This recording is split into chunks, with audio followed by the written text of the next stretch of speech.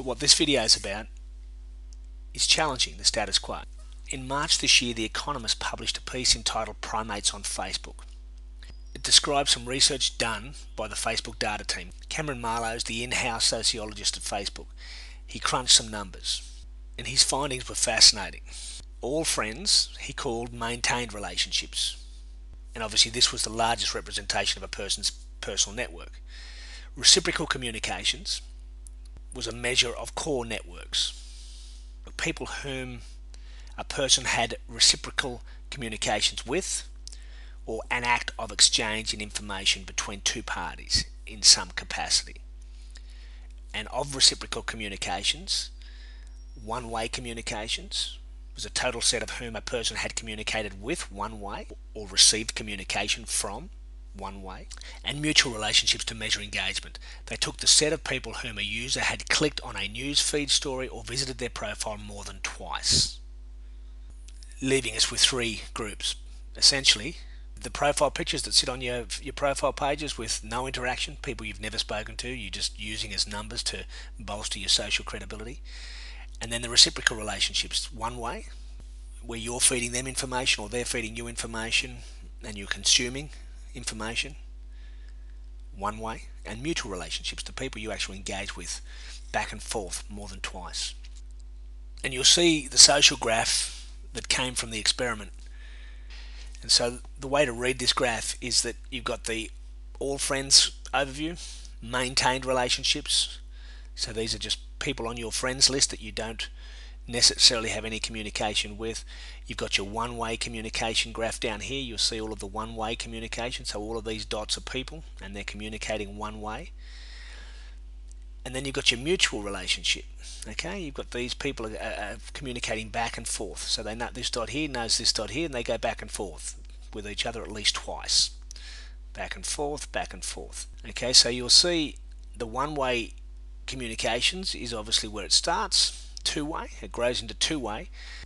And then our maintained relationships, so the people that we actually hook up with that we don't ever have a great deal to do with, they come off the people we're communicating with. So you'll see in your home page where you can add friends that are served up to you by Facebook. Well, they're served up because of this interaction. Facebook uses this data to decide who is potentially a third-party friend that they can serve up onto your page and have you connect with, because ultimately Facebook want the connections, because that's how Facebook grows. At the rate it grows every month is by people connecting and introducing new friends to new friends, and ultimately we're all on this friend witch hunt for numbers to bolster our social credibility.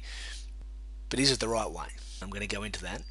And then you're all friends here. So when you put all of the graphs together, you can see here that the clusters here are revolving around the communication. So obviously the more two-way communication you're going to have here, one-way communication you would have to have in order for you to join the dots, and then the thicker and darker this patch becomes here.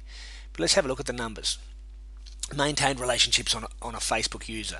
So people with more than 500 friends, male obviously blue, pink is female, 39, 47, 17, 10.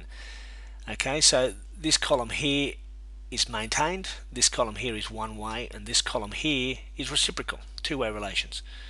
Okay, and then 150 friends you get down to 19, 7 and 5, and 50 friends 9, 4 and 3.